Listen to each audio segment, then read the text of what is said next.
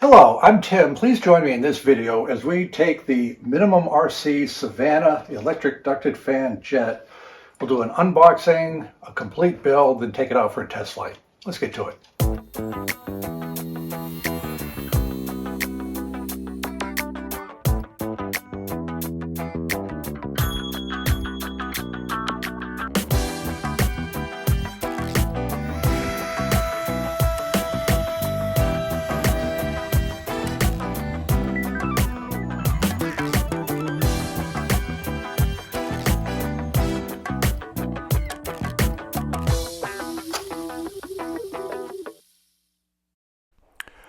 So this is the MinimumRC website, a very nice website. We'll take a look at the micro aircraft, in particular the Savannah Jet. There's a variety of options with batteries, servos, chargers, the type of transmitter if you want to bind it, so study that when you place the order for your jet. A little video of the Savannah flying, if you'd like to look at that. And down here, some more information on components, characteristics of the jet. And super important, click here. This is where you get your instructions to build the jet. I make that a separate file so I could view it on my iPad when I'm building the jet in my shop. The folks at MinimumRC very nicely sent me a kit of their new Savannah jet. This is what comes in the mail, just a small package, very compact. I like the packing, and I'll open the box. These are the various electronic components that come with it. This is the charger. This is a connector of some sort. We'll figure it out. And notice it'll have the bigger battery. This is 180 milliamps, but it is 2-cell for 7.4 volts. That is twice the power of the previous one. That's going to help a lot with the power. You'll have a little bit shorter flight time, but it'll be a much more powerful engine. The receiver and electronic speed control, the little antenna shown there, and then other components, control arms, servos, all the connectors are there. They have this glue package with a knife and a set of tweezers. The tweezers are necessary to end up the control arms. We'll talk about that in a second. These are some of the laser cut plywood parts, the impeller for the fan, the control rods. These are very small parts along with the screws. Just keep them in one area because they're very easy to lose as you build in the airplane. And finally, this is the jet itself. This is the foam portion. See, it's a very lightweight foam. They have the printed color on the outside. The fin is on both sides. Same for the wing. And for the fuselage, you can see on the inside they just have the MinimumRC. So it goes together well. I have built several of these kits before, the F-86 and the BAA Hawk. There'll be links in the description. There's a very steep learning curve as you build the first. The second one, I have a pretty good idea. They all kind of go together the same way. So I'll be using those lessons learned as we build that. So here's all the stuff that flies. And then they also include a nice display stand with it. And the final item, almost final item, these are press-to-stick contact decals into the cockpit and just provide decoration for the model itself. And these boxes are other components. This is the very nice canopy that we use for the airplane. And this one, these are the printed plastic parts that are the impeller, the ducting, and so forth for the ducted fan, the fuselage framework that goes around. You'll see how all this goes together. So it's a nice kit. It's well thought out. Just let me look at some notes here. The older kits with the Hawk and the F-86, it had a 260 milliamp battery for 3.7 volts. It weighed 1.6 ounces. This 7.4 volt has 180 milliamps. It weighs 1.9 ounces, so 0.3 of an ounce more, but you're going to get a lot more power. That will make a difference. It's a 30 millimeter electric ducted fan. That's 1.2 inches. The other change I'm going to make is this is one of their first kits from MinimumRC that has 4 controls. It has throttle, elevator, aileron, and rudder. There's really no need for rudder on a plane like this, so save a little bit of weight and building complexity. I'm not going to put in the servo for the rudder, so we'll use 3 channels, ailerons, elevator, and throttle. So we'll save a little bit of weight with the 180 with 2-cell battery, we should have a really nice performing aircraft. I'm looking forward to it. What we're going to do now is we're going to take a quick look at the building instructions. The building instructions are online. I use my iPad here to view them. It's about 70 steps with very good photo illustrations, but you absolutely have to follow the instructions to build this model. So we'll just take a very quick look at them now. So let's take a quick look at the instructions. I have this here in my shop. It's just a PDF file. This is from the website itself, and just very good instructions, and it's just a good picture and description of what you have to do. It is super easy to put these parts on backwards. It can happen in a second. Once it glues on, they're so thin and lightweight, very hard to recover from that. So just take time to study it. You can see where the servos are put in. They're very good pictures. Some servos are upside down. This is a bottom-up look. So just go through this, and this will take you through the build step by step. Here is the box with everything in there, all very nicely neat packaged. This is my iPad with the all-important instructions on there. Very easy to refer to it as you're building the airplane. What I do, there's so many small parts. I made a little box out of paper. I just taped it together on the sides to hold all these fine parts. I just don't lose them on my building board. Here are some of the components, the very thin, lightweight foam that's going to go around the frame. Very fragile, but it's good to take a look at it, just see how it works. There's my little bin. I've already put some of the smaller parts in there, the laser cut plywood, the canopy, the electronics for the battery, and some more components, servos, and things of that nature. All very neatly packaged. These are the printed plastic formers for the shroud and the nose section of the model. All very lightweight, and they fit very precisely. Here is a view of the instructions on my iPad. Studied that very carefully. We're looking at the electronics. I always like to set up the electronics to make sure I understand them. Things are plugged into the right ports. Motors work in the right direction. It's going to be almost impossible to fix these things if you get it wrong once it's installed in the airplane. I also recommend drawing a little diagram where the various sockets go with the wires to get the correct orientation. It just helps a lot as you're building the model. Again, the all-important instructions. We can see the servos, the listed aileron, elevator, rudder, and so forth. I write that onto the former. As I mentioned through the build, I'm not going to use a rudder servo, but I put it there anyhow just to keep track of the build process. Here, that crutch of the fuselage is shown with some of the printed plastic formers around it that shape the fuselage and allow for the intakes, those two little openings on either side of that one. Again, just make sure you get them the right orientation. I just started construction on the Savannah, and I want to show you a critical thing that you need to know. And what I do, what I recommend for all my models is I connect the electronics so that I know how everything works before I start putting it into the RC airplane. With these smaller models for MinimumRC, that is an absolute must. Also, as I mentioned earlier, I'm not going to put in a rudder servo just to save weight. I don't need rudder for this airplane, so I've got to think about this ahead. Also, you'll see in here, there is a separate electronic speed control from the receiver. It's not built in due to the higher power battery. So let me show you what's going on here. So this is the Spectrum transmitter. I've named my model. These are the electronics going into the airplane.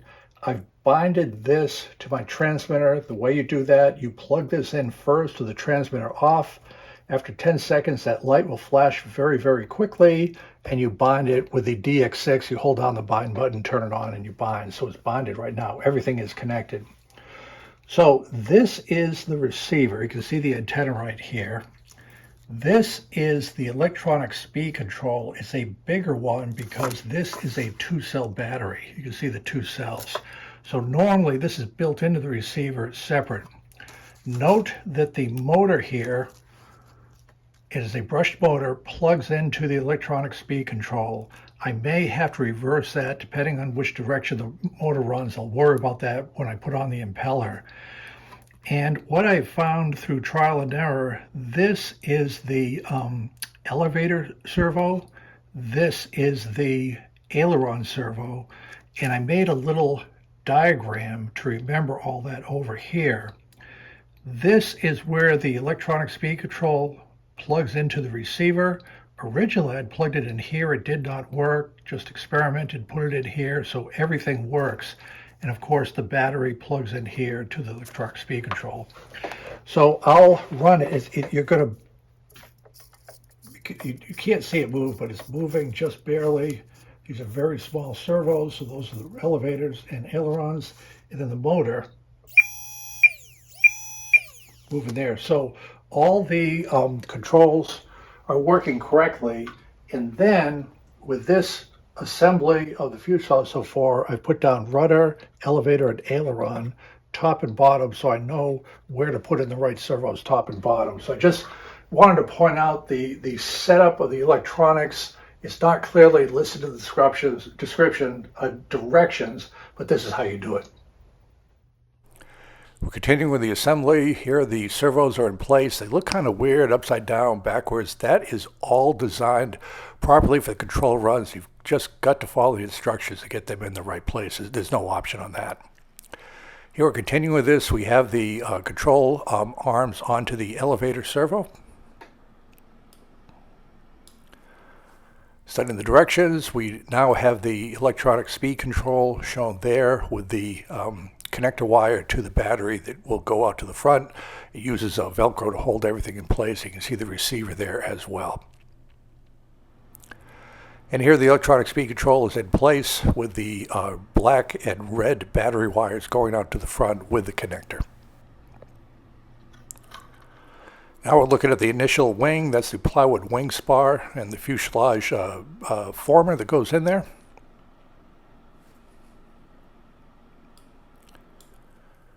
And there the aft fuselage former is installed along with the plywood wing spar. All those the notches and the plywood just line up perfectly.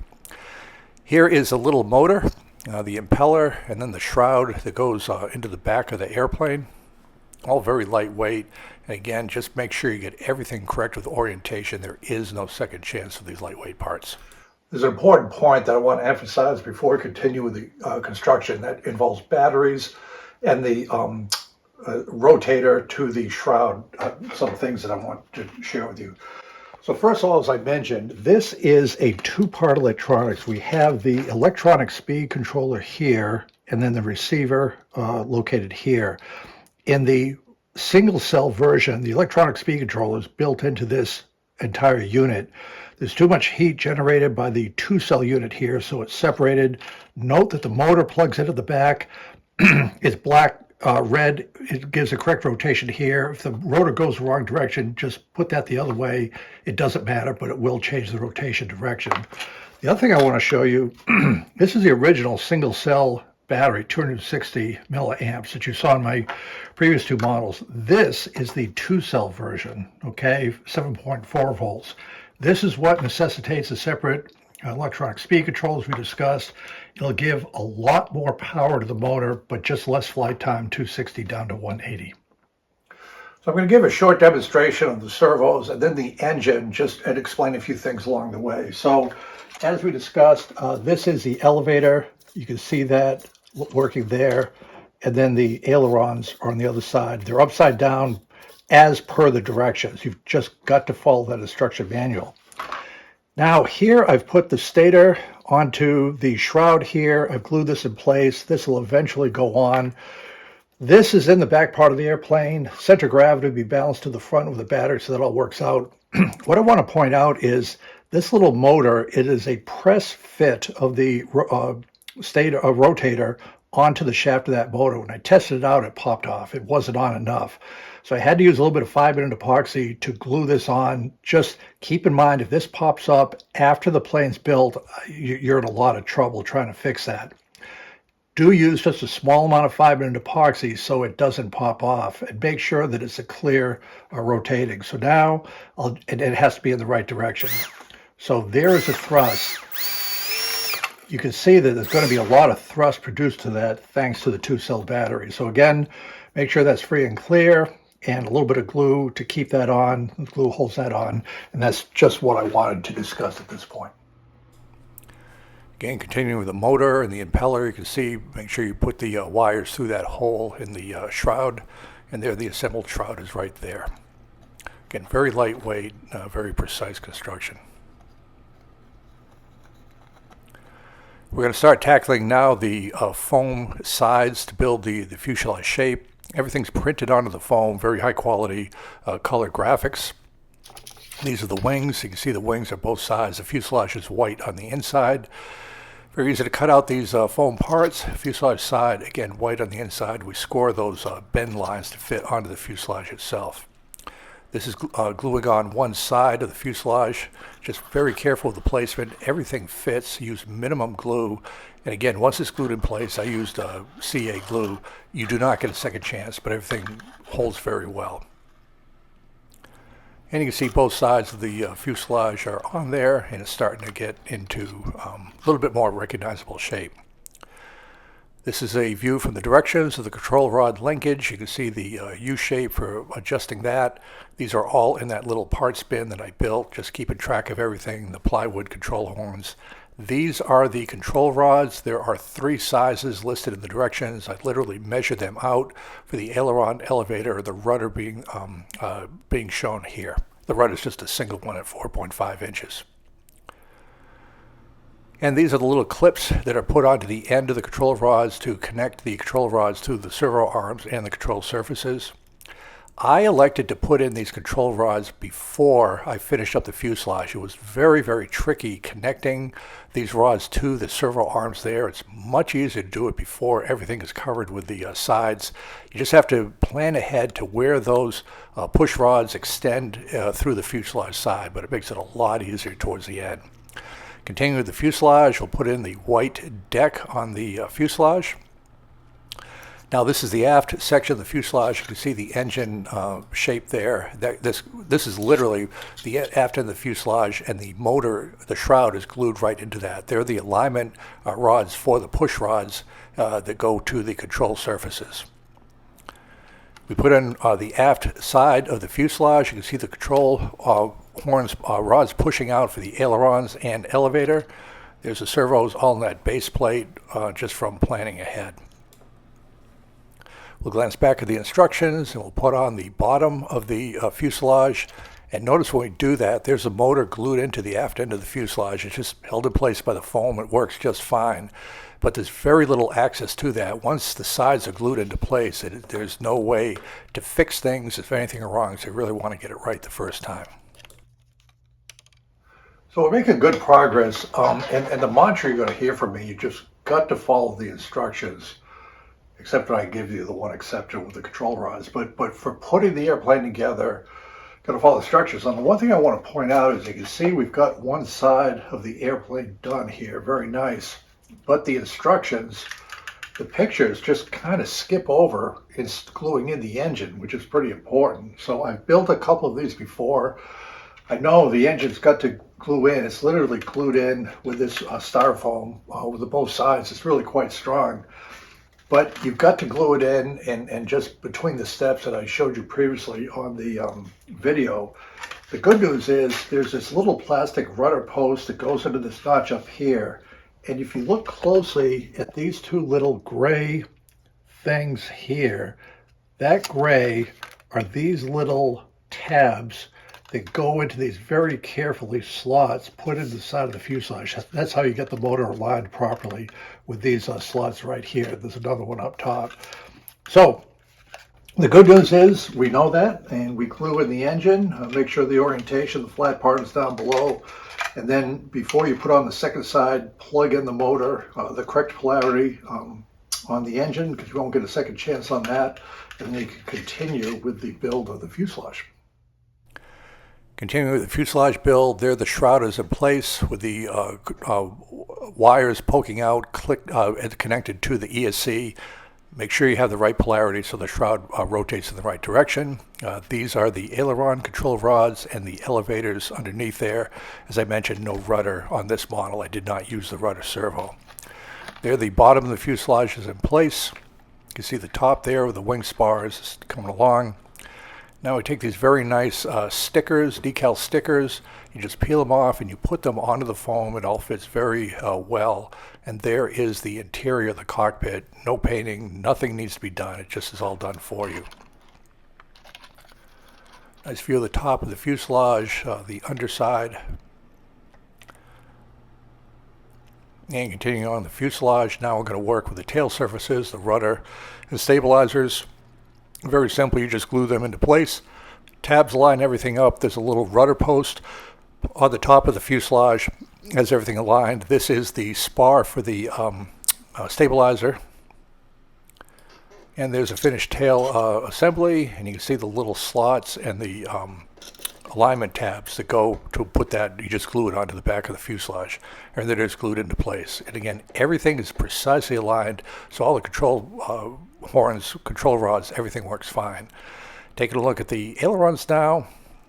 The wings are in place. Again, they just glue in to tabs on top of that spar, a little bit of a bend to have an airfoil shape. And there's the plane. I'm using clear canopy glue to hold on the canopy, and we're just about ready to finish up. This is the MinimumRC Savannah Jet. Links to where to buy it is in the description. They have a very nice website to buy it. And I think this is a very affordable, interesting jet. You don't do any painting. Everything is imprinted on the foam or stickers that go onto the airplane. Nice canopy. And everything just fits very precisely with the instructions. There are no plans for this aircraft. What will happen is roughly a 70-step photo illustrated guide that's on the website. I have my iPad here. I just go through that. You've got to follow the steps very closely. There's one exception, or two exceptions I'll make, with the control rod linkages and the engine installation. But the directions do a very good job explaining how everything works. For example, we've got these wood spars that go into a central fuselage crutch. The wings mount right on there. There are tabs for gluing on the wings to get the correct spacing. These little plastic shields protect the control horns from the ground landing when you're on. You have a cheater hole for the fan. The battery plugs in here. So everything comes out balanced and correct. Also, this new iteration has a two-cell lipo, 2-cell lipo battery, 7.4 volts. It should give a lot more power than the older single cell. So we completed the build of the Savannah Jet. Now what I want to do is plug in the battery and just show the controls and the engine, and then we'll just wait for a good day at the field to go fly it. This is the battery. Notice it's 180 milliamp 2 cells, and it goes into a slot built right in here. And everything works out for the center of gravity.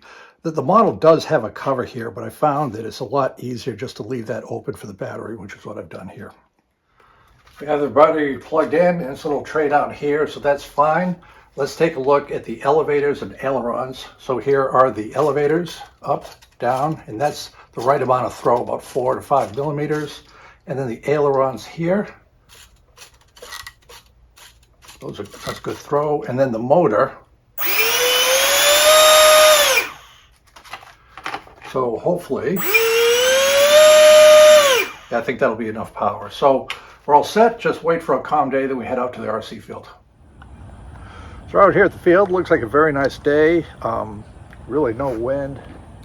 And we'll go ahead and take the Savannah for a test flight here. So everything looks in order. Next thing, I'll plug it in. We'll do a flight control check and then take it for a test flight. Wish me luck. I got an older pair of these. Got it. Off we go for our first flight. A little bit of a hand launch. It dips down, skips off the ground, has enough airspeed, and we're up and away. The model flies great. I didn't have to do any trim. It had plenty of power. It just handled absolutely fine. No problem with the bank or the elevator. I felt like I was in complete control the whole time. Just getting in for landing flight number 2 here. A little bit more of a push, and off we go. Again, plenty of power. We're flying. Turn away. I'm keeping it fairly low just so we can view it with the camera. Not full throttle. It'll go faster than this. I just want you to be able to take a look as it's flying around. This is the final turn here. We're coming around, coming for a final landing. All in all, a great flying little model. So I just finished the 2 test flights of the Savannah, and I was very happy. You saw that first takeoff. It actually skipped the ground and went up. But I think that shows the power of the engine. It has a lot of thrust, better than the older ones. Flying, it didn't have to put in any trim. It turned well. The elevator was fine. I did not have a rudder, as I mentioned in the build. Don't really need a rudder. I think I saved a little bit of weight on that. But it flew good. A lot of the flight was at a reduced power setting just so we could get some video for you on the film. and maybe let the battery last a little bit longer. But it handled just fine, and you saw we did the second takeoff, just gave it a little bit more of a push, and it flew right along. So I'm super happy with this. It's a fun little model. It looks good. It flies good. Fits inside the car. So here we are. Good luck if you decide to build a Savannah Jet.